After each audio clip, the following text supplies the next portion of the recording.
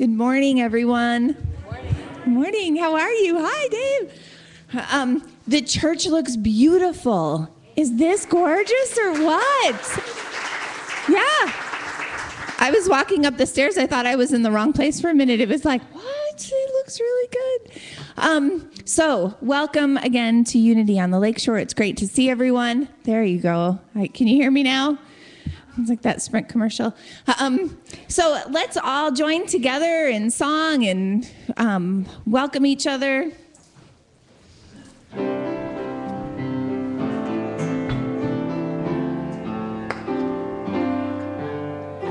God in you, God in me is the love that sets us free. God in you, God in me is the light we all can see. It's the essence of us all, the whole of humankind. It's the source of all my good, the universal mind. God in you, God in me is the truth of who we are.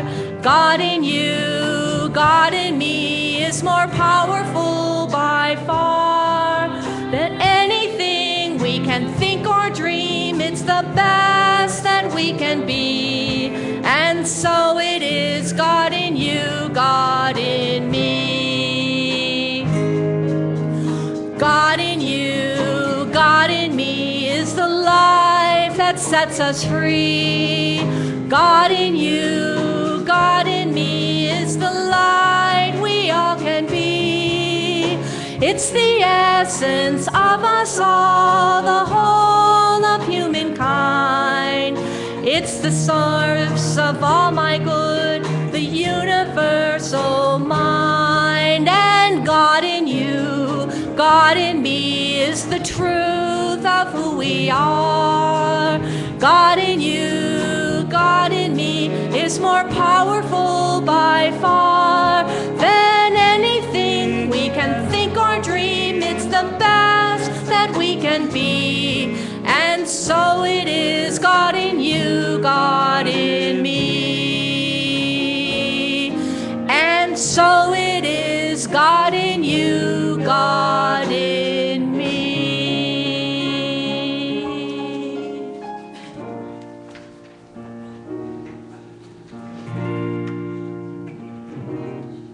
I'm just a spoke in the wheel, one grain of sand, but it feels so right to be right where I am.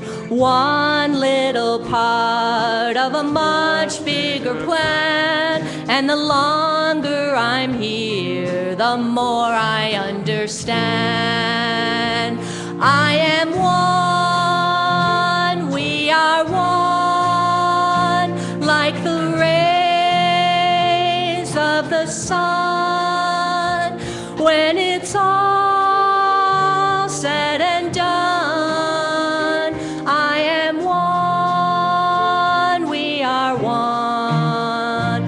I'm just one drop of rain that falls from the sky, that runs to the stream, then the ocean by and by. And I could do worse than to give myself up on the crest of a wave on the ocean of love.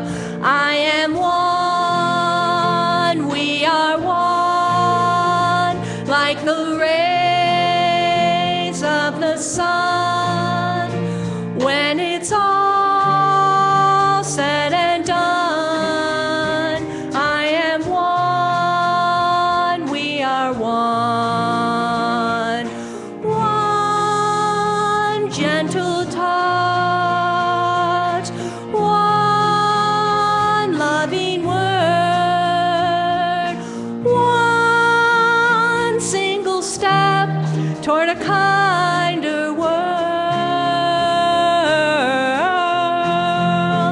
I am one, we are one, like the rays of the sun. When it's all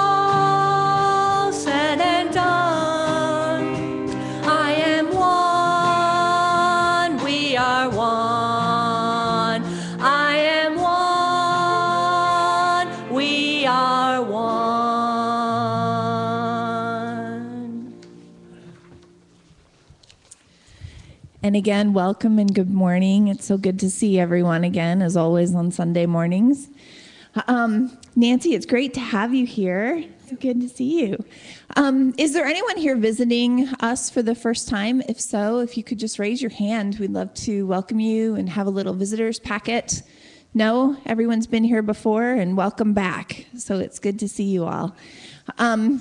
We have a couple of announcements.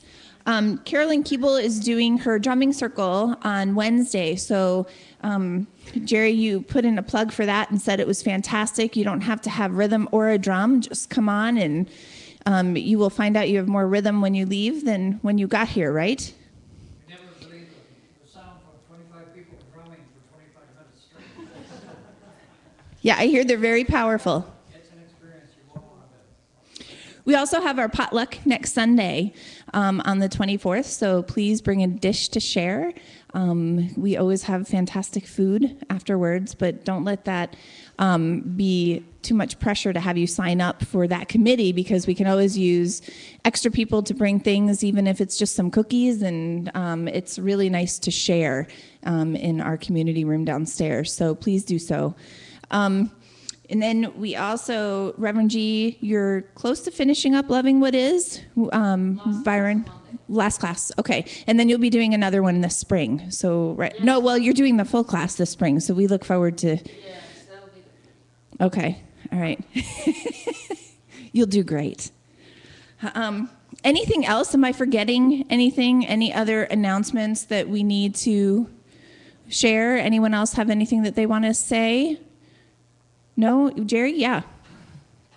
Sandy has accomplished one thing that I want to do for a long time, and that's keep the screen at one level. I hope everybody can see it, and it's not going to go up and down. It's just going to be there, and I think it will lead to a smoother services, less interruption, and so forth. I had the first idea, but anybody can have an idea. So Sandy's the one who got it done. So she's the one who deserves the praise. Well, we have to start with ideas somewhere, so I'm looking forward to hearing some of our ideas from last week as well. Okay, so we've got some special music right now from Nancy. Yeah. All right. All right. I want to make an announcement too, and Cindy made it last week, but I'd like to remind you that the Holiday Reflections concert for the Lakeshore Community Chorus is December 8th, and your very own Bob Riddle and Cindy are singing in the chorus and having a great time. It's going to be a fabulous program. We have handbells and brass and cello and flute, and it'll be very exciting. It's on December 8th at 3 o'clock and 6 o'clock. You can get tickets via our website, which is lakeshorecommunitychorus.org, or you can go to the SCA website and get it from there too. Okay, and then you can pick those tickets up in the box office. Thank you. So Reverend G's message today is about money. As soon as I heard that last week, it was at Unity we know that Jesus is our way shower. And so when you are hearing this song, and I'm going to invite you to sing in the chorus, because you probably cannot help but sing the melody in the chorus, that you imagine yourself as walking that path of Jesus when Jesus was in the Garden of Gethsemane. Because when I really looked at this text, and I looked at it more this week than I have in the past, it really spoke to me, and it's just like, that's exactly what's happening. And it's Jesus, but it's us too. So it's something to connect with. 1, 2, 3, 4, 5, 6. I come to the garden alone, while the dew is still on the roses, and the voice I hear falling on my ear, the song of God discloses. Here we go. And he walks with me, and he talks with me, and he tells me I am his own, and the joy we share as we tarry there, none other has ever known. He speaks, and the sound of his voice is so sweet.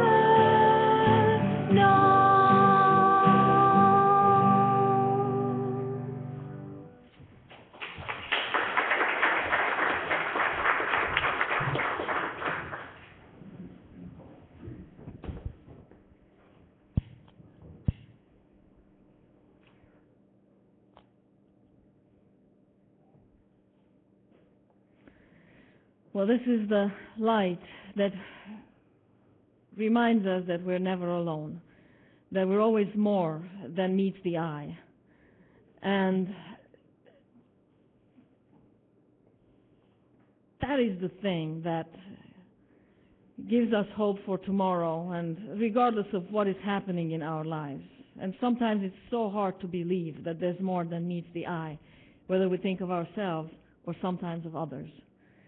So there it is, the reminder that it is true, and that there is the divine within every single one of us. And we have to train our eyes to see that. And for that we are grateful. Because of that our hearts are open. Because of that we come together. Because of that we choose to learn. We choose to reach higher levels of consciousness. We choose to always better ourselves so we may better the entire universe. And for that together we say, thank you, thank you, thank you.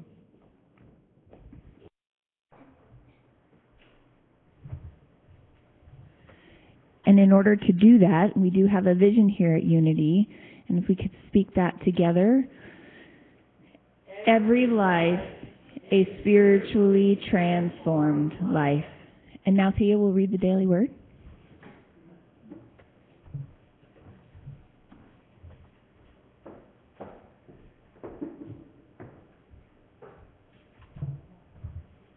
Good morning. Today's daily word, God is my comfort and my refuge. Life is full of joy and sorrow, but no condition is beyond the comfort of spirit.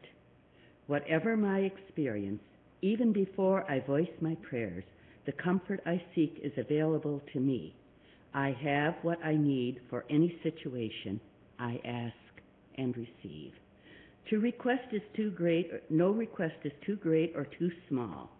Each one invites answers, abundance, and comfort to arise within me. All that I need is available for me to claim in the very moment. Spirit in me is my comforter, inspiration, and guidance to manifest what I need. Gratitude fills my heart as I know my needs are met. I am sheltered in the loving embrace of the divine presence. Peace fills me heart and soul. God is my comfort and my refuge. And from Hebrews 6, verse 18, we who have taken refuge might be strongly encouraged to seize the hope set before us. Thank you.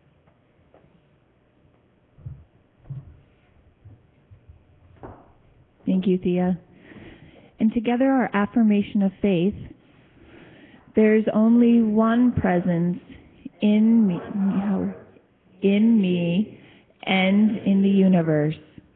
God, the good, omnipotent.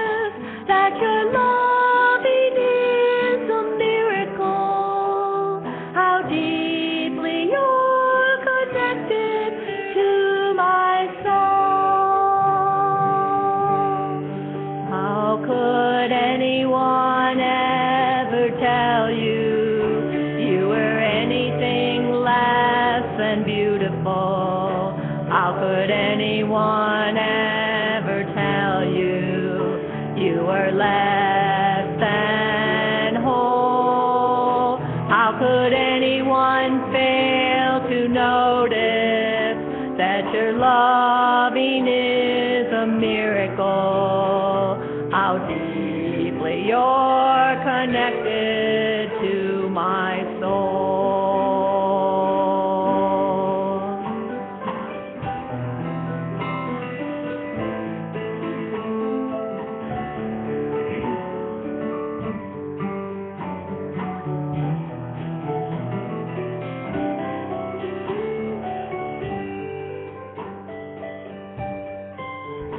How could anyone ever tell you you were anything less than beautiful? How could anyone ever tell you you are less than whole? How could anyone fail to notice that your loving is a miracle? How deeply you're connected to my soul.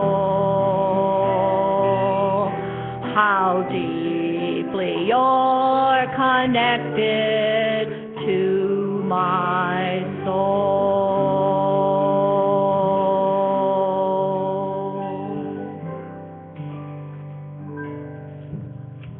You didn't know you could sing bass, did you? I didn't know I could.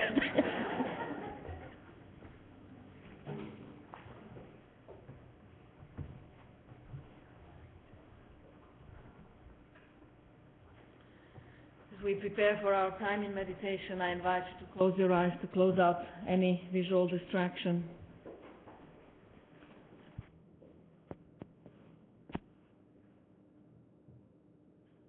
Take a deep breath.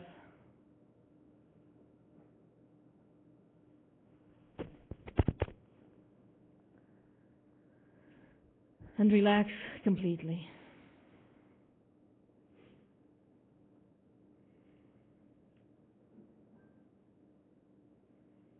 I invite you to come into the silence, into the quiet of a clear mind. And as you notice thoughts popping up, just bless them and let them go.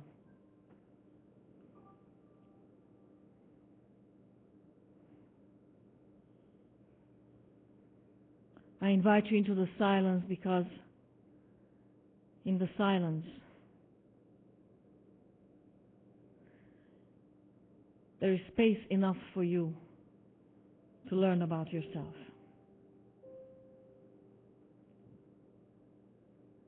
In the silence there is space to understand yourself.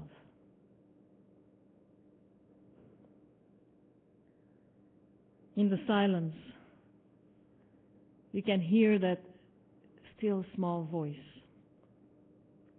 that is calling you into life, that is calling you into life on terms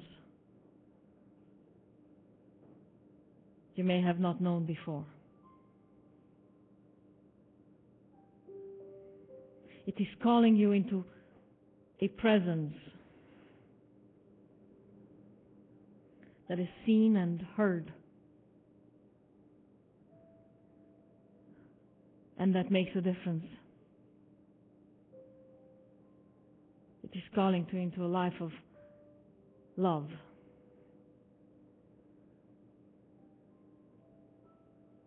that changes the world, that changes everything that it touches.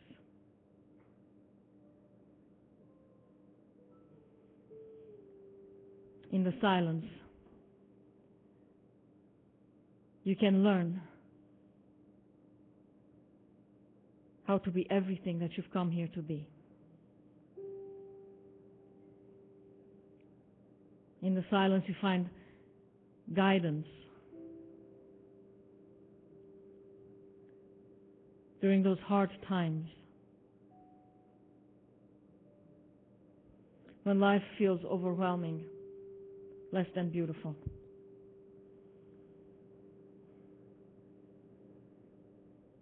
In the silence, you know that God and you are one.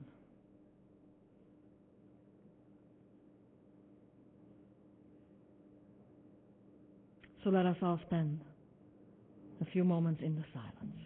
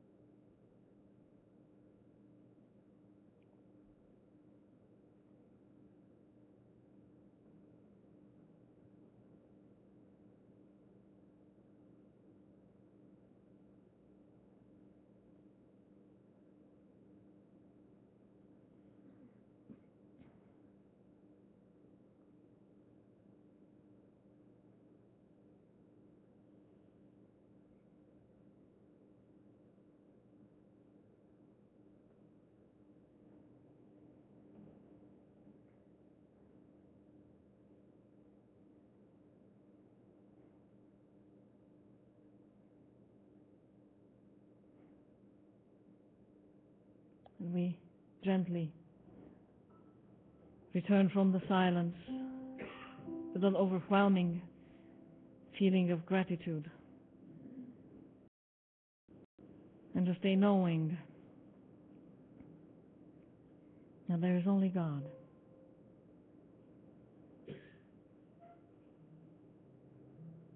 And for that together we say, thank you, thank you, thank you.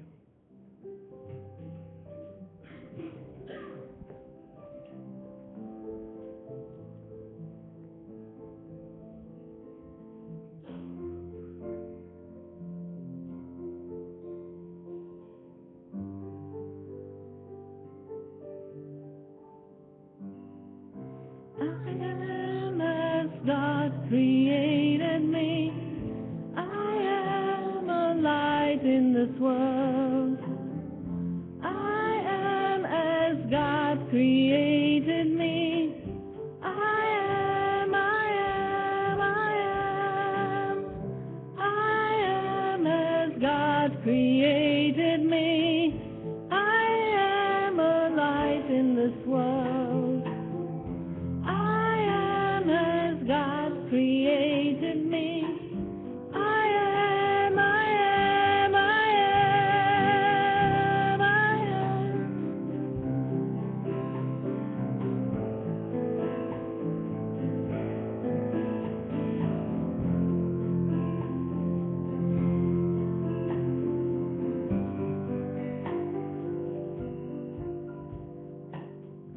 I am as God created me. I am a light in the world. I am as God created me. I am.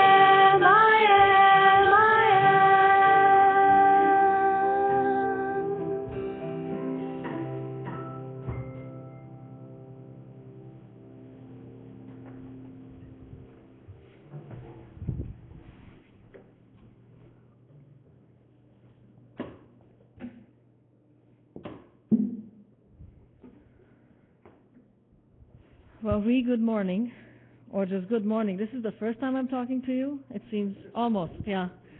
It's good to be here with you today in the midst of this very odd weather, very not mid-November-like, right? Is it mid-November? I don't even know what the date is. Well, yeah, a little past mid-November. It's good to have you all here, and I am grateful for all of you that contribute. Now, some people are just like that. They have it all, they have all talent oozing out of them. So Nancy is one of those, you know. She can sing. She can play instruments. And did you know that she actually made that fantastic thing? That is her work of art. Some people just got it, you know. Thank you, Nancy, for joining us here today. And my dreams keep coming true, you know, all the time. Our space is changing. It's becoming, not that it wasn't beautiful, but it's fresh, refreshed, and as I always say, always as within, so without. And then I've had the dream of getting a guitar player, so Chris manifested, and then I wanted a drummer, and there's Jack. And then I always dream of a song leader. So Nancy stepped into that, into those shoes just today, and I'm very grateful for that. It gives me a break. It gives my voice a break. And of course, I'm grateful to Suzanne and Carrie. You always do such a fine job on the platform. I love you there. And thank you, Thea, for reading the Daily Word. And who welcomed us today? Thea and Marilyn and Carrie. Thank you for doing that. And there's Dave on AV, and Diane and Betsy are feeding us today. And Marilyn. So you know that food is good. So be sure to join us downstairs. It's all good. Early this week, my 18-year-old niece decided that she lives in Hungary, and she decided that this is just too much. And it's too much to deal with. And she was just done. So she took all these pills that my sister had, sleeping pills. She took a whole bottle of them. And luckily, they just weren't strong enough. And so they rushed her to the ER, and they pumped her stomach. And right now she's in the psychiatric ward. They kept her. So they're going to keep her for at least 2 weeks, during which time they are assessing her and treating her and checking into what's causing somebody at the age of 18 to just throw in the towel. And it's not like you've never been there before. I remember my teenage years. I remember thinking about it for sure. I never did actually do anything about it. But I do remember thinking about it. And since then, too, there were some moments in my life when I just wanted to get out, get off this wheel or whatever this is, just get off and get it over with. And the reason I didn't do it because I am so freaking curious, you know. I just always want to see what the next moment has to offer. But my niece is not that curious, or wasn't in that moment of darkness, so she went for the pills. And at moments like that, prayer, for me, went to a whole different level. Prayer has been up for me for many years now. And I started out, like many of you, doing what I learned from my parents, doing what I learned from the church that then I started attending at the age of 14. I didn't really attend until then. So I did a lot of petitioning. You know, God, please, just this time. And then I did the bargaining. If you help me this time, then I will never do that again. And then I broke that promise, so it just made sense that I got punished by this God that I was petitioning. You know what I'm saying? You've been there too. Then I found unity, and that never worked for me. You know what I'm saying? The more I would pray, the more absolutely helpless I would feel, the more vulnerable and unheard and just left on my own. I felt so abandoned when I was doing that sort of praying. Then I found unity, and prayers were different there. And I didn't know how. I didn't understand it. And I would go to my minister at the time, and I would say, you know, teach me how to pray. I want to understand this prayer thing. I want to have it down. And so she talked to me about prayer, and I couldn't grasp it, you know. She would tell me, in unity we affirm. We don't petition. In unity, and I didn't get it. So I went to Unity Village, and I took a course. They have a course that they offer on prayer. I took that course, and when I graduated that class, I was just a little bit more confused than when I joined it. So that didn't help. So prayer has been up for me for some time. And something about the way I have relationship to prayer had never quite done it for me. You know what I'm saying? I wasn't complete, or it wasn't complete for me. And I could never quite put my fingers on it. What is it?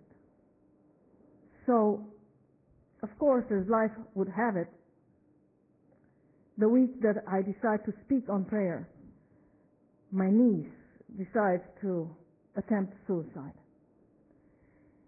And that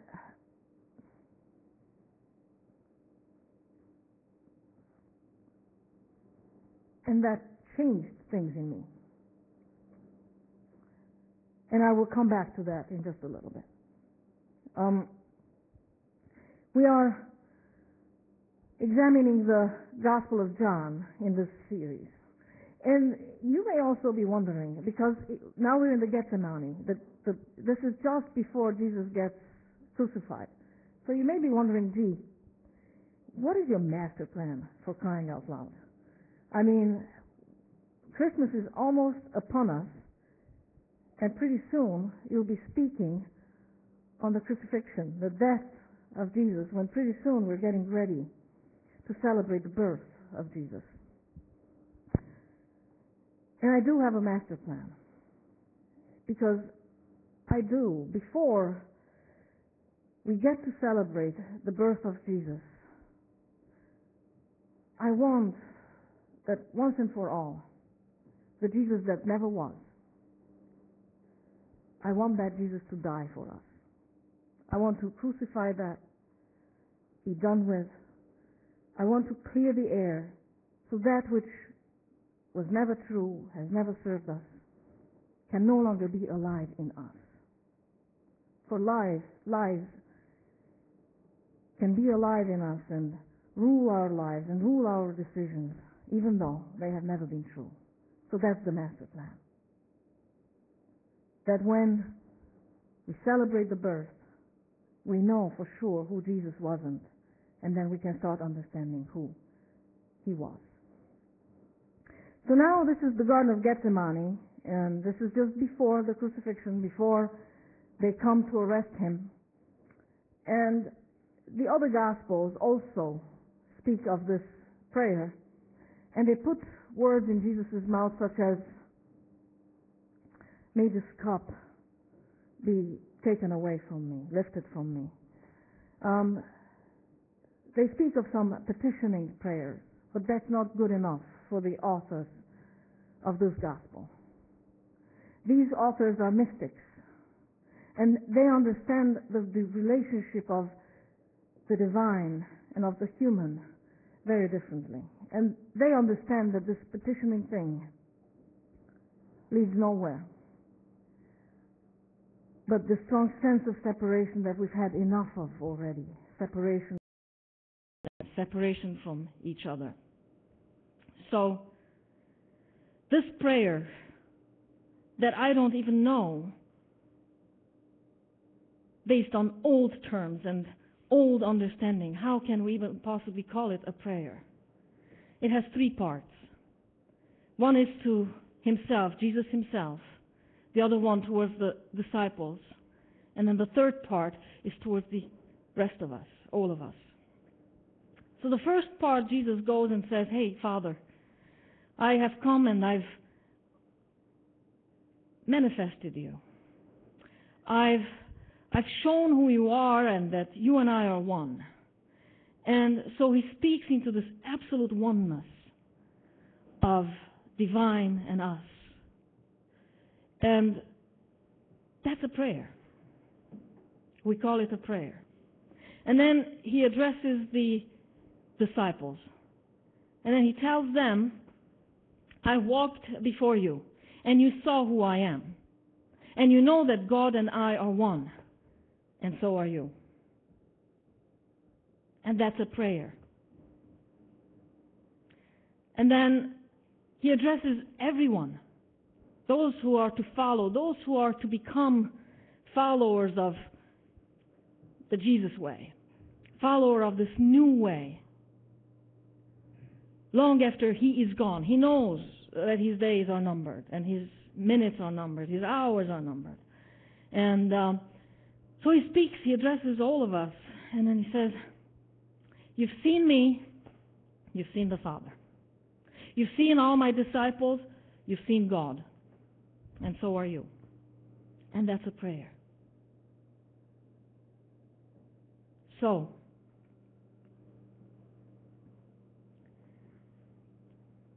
when prayer came up for me in a very real way this week,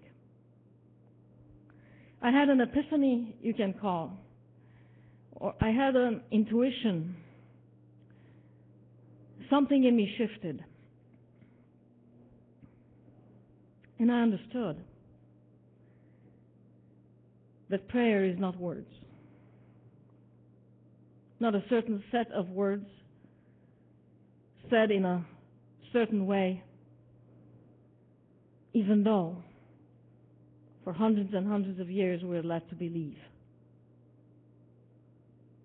I have come to believe that prayer is a way of life.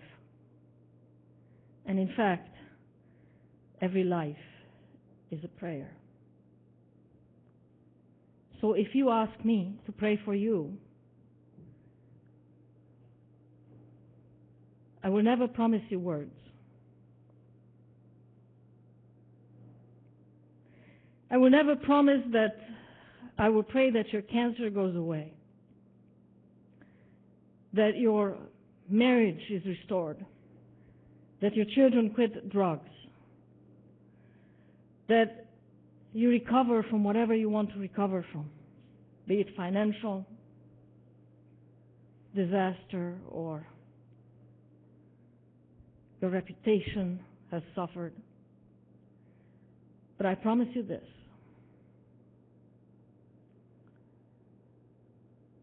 That when you ask me to pray for you, I will bring you to the front and center of my life, and I will hold you there. And I will hold you in that knowing of who you are. I will hold that for you because in that moment you can't hold it for yourself. In that moment you can't remember who you are. You can't remember that is within you to cope with everything. And some of us are tried more than others.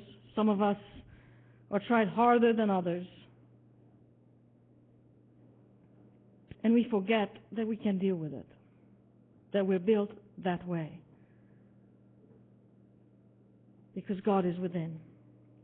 So if you ask me to pray for you, I promise to hold you in that consciousness. And I don't know what that means in words. I just know that I envelop you in my life.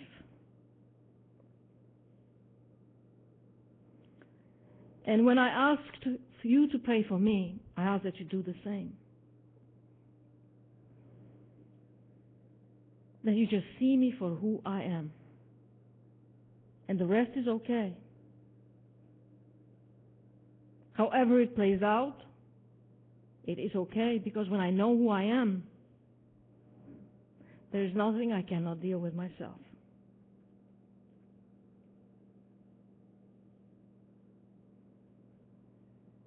So please don't ever call me and ask me to teach you how to pray. For I will teach you about living.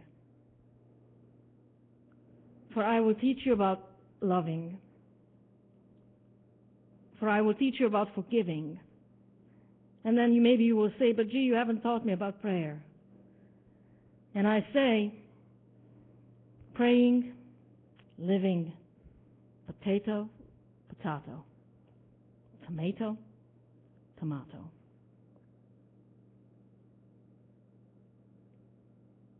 I do not see the difference.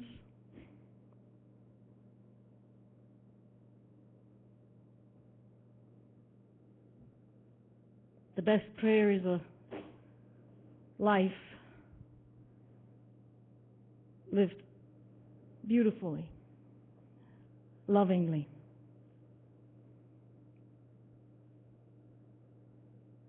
Being everything that you can be.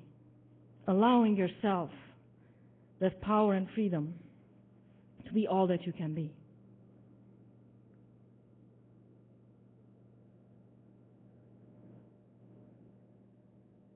A prayerful life is a life where connection is so real, where I understand it and live it, that we are deeply connected. So connected that we cannot tell any separation, for there is none. For at some level, that deep level, there's simply no difference between us. None.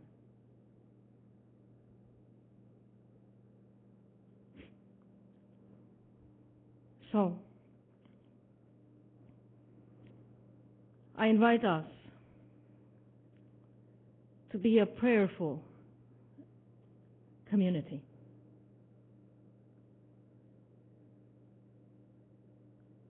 And to me that means that we hold one another in our lives. We just envelop each other into our lives, with our lives.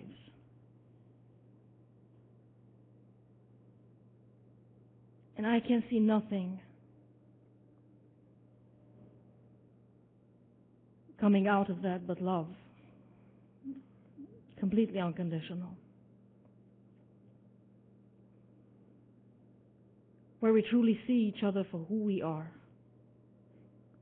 Not the gossiper, not the sick, not the complainer, not the whiner, not the who knows whatever labels we like to put on each other.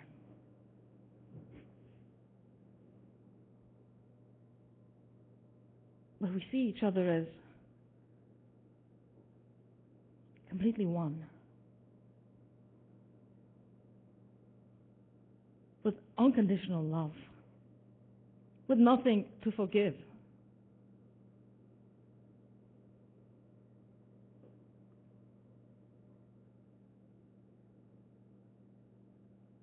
I invite us into that life.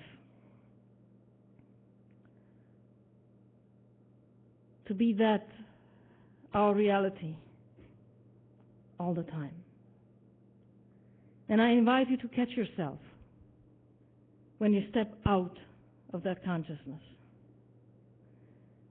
I invite you to watch yourself on Monday and on Tuesday and on Wednesday. And if you see yourself slipping, forgive yourself and step right back in. And I thank you for holding me in your lives like that.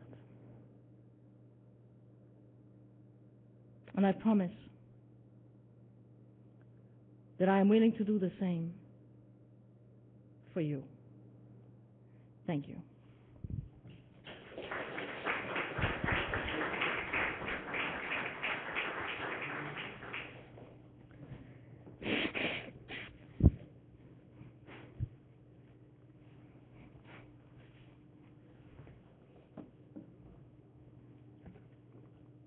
Always so grateful to you when we're here. And I just want to speak that. There's a lot of pressure after one of those messages where I'm so awestruck and then come up here and have to say offertory affirmation right away. But I just want you to know how grateful we are to have you in our lives and how authentic you often are. So it's a great place to have our kids grow up. So thank you. Now our offertory affirmation. If we can all say that together. I have to get this, my little cheat sheet.